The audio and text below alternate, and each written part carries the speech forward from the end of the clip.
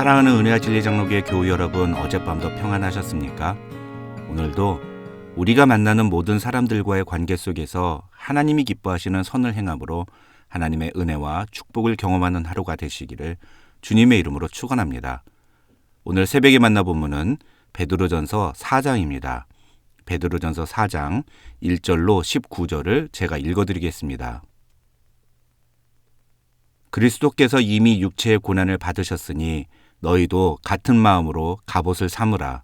이는 육체의 고난을 받은 자는 죄를 그쳤음이니 그 후로는 다시 사람의 정욕을 따르지 않고 하나님의 뜻을 따라 육체의 남은 때를 살게 하려 함이라.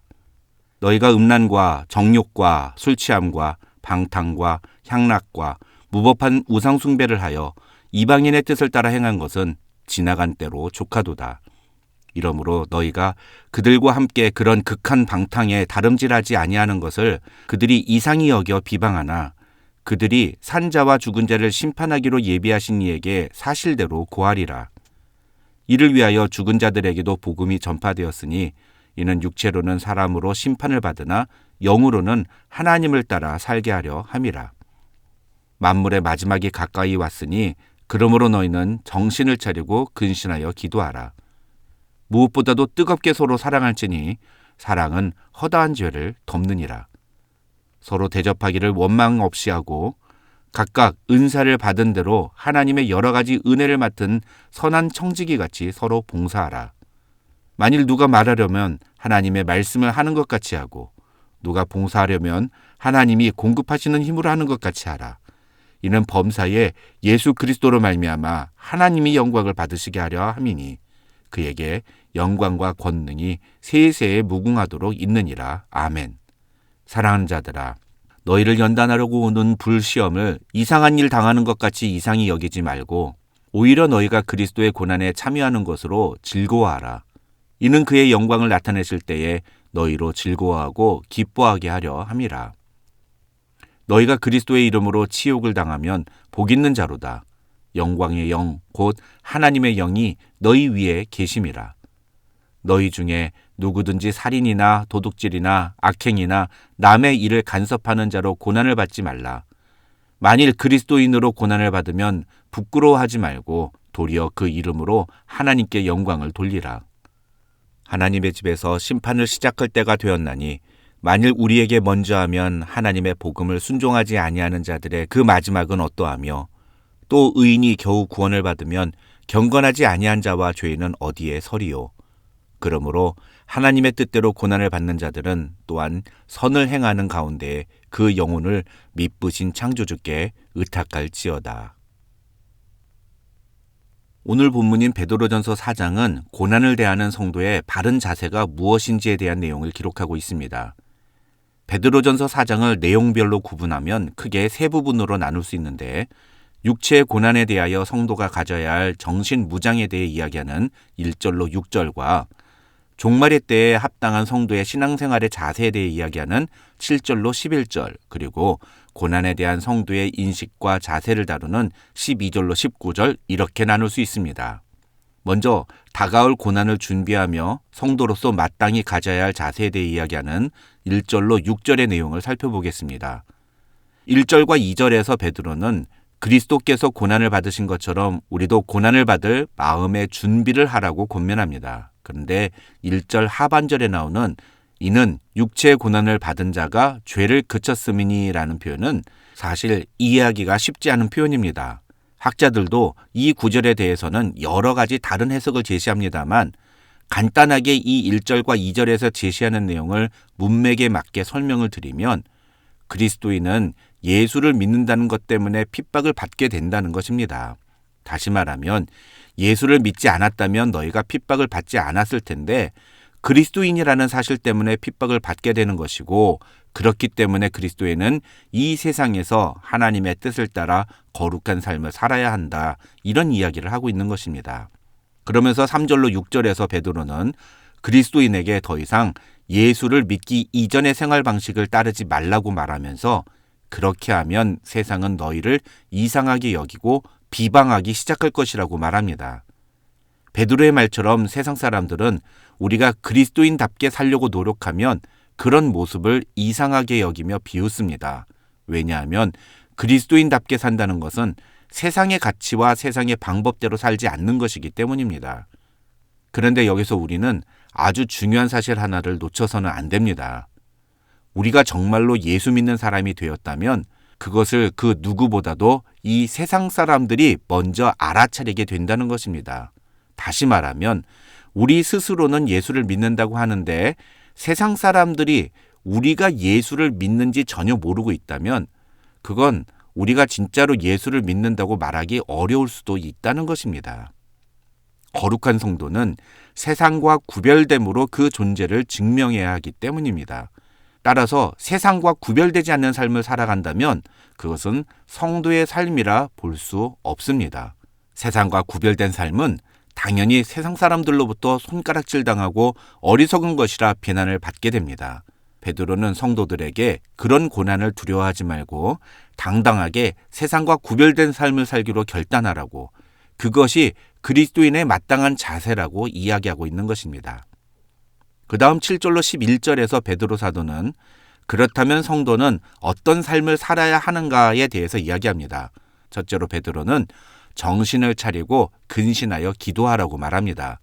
이것을 원어 그대로 번역하면 너희는 정신을 차려라, 그리고 기도를 위해서 맑은 정신을 유지해라, 이런 뜻입니다. 여기서 정신을 차리라는 말은 분별력을 가지라 혹은 마음을 잘 추스리라는 의미로도 해석이 가능합니다. 그래서 고난이 닥쳐오면 정신 빠진 사람처럼 행동하지 말고 정신 똑바로 차리고 하나님께 기도해라, 이런 말을 하고 있는 것입니다. 둘째로 베드로는 8절에서 무엇보다도 뜨겁게 서로 사랑하라고 말합니다. 여기서 뜨겁게라는 표현은 열심히라는 의미도 있지만 끝까지라는 의미도 갖고 있습니다. 다시 말해서 마지막 때를 기다리는 그리스도인은 어떤 상황 속에서도 지체들을 서로 사랑하는 태도를 보여주어야 한다는 것입니다. 그런데 왜 그렇게 해야 할까요? 그 뒤에 베드로는 사랑은 허다한 죄를 덮느니라고 말하는데 이 구절 역시도 해석에 큰 논란이 있는 구절 중에 하나입니다.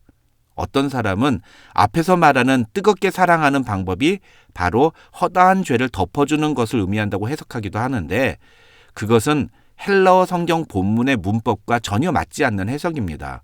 오히려 가장 많은 사람들이 인정하는 이 8절의 해석은 사랑의 행위를 통해서 결국 자기 자신이 하나님의 심판대 앞에서 용서를 받기 때문에 종말을 기다리는 성도들은 그 심판을 생각하고 피차간에 서로 뜨겁게 사랑해야 한다, 이렇게 해석하는 것입니다.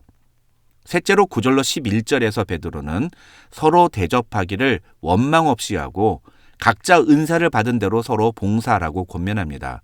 다른 말로 하면 섬김을 실천하라는 것입니다. 그런데 섬김을 실천할 때 중요한 것이 두 가지가 있습니다. 첫째는 섬기면서 원망하지 않는 것이고, 둘째는 하나님을 대신해서 섬긴다는 마음으로 섬겨야 한다는 것입니다. 그리고 이렇게 섬겨야 하는 것은 결국 하나님이 영광을 받으시게 하기 위해서라고 베드로는 말합니다. 무슨 말이냐? 종말의 때 고난이 곧 다가올 것으로 예상되는 시기일수록 그리스도인들은 서로 진심으로 서로를 사랑하고 서로를 용납하면서 서로를 섬겨야 한다는 것입니다. 그렇게 함으로써 종말이 다가올수록 하나님의 영광을 위해 살아가는 모습을 보여주어야 한다는 것입니다. 이것은 12절부터 기록되어 있는 고난을 맞이하는 성도의 인식과 자세에 대한 내용과도 연결이 됩니다. 12절로 19절에서 베드로는 성도들에게 세 가지를 이야기합니다. 첫째는 12절과 13절로 고난의 때의 그리스도인들은 그리스도의 고난에 참여하는 것으로 즐거워해야 한다고 말합니다. 그러기 위해서 베드로는 너희를 연단하려고 오는 불시험을 이상한 일 당하는 것 같이 여기지 말라고 말합니다. 한국에 있는 모든 고등학생들은 대학 입학을 위해 시험을 치릅니다.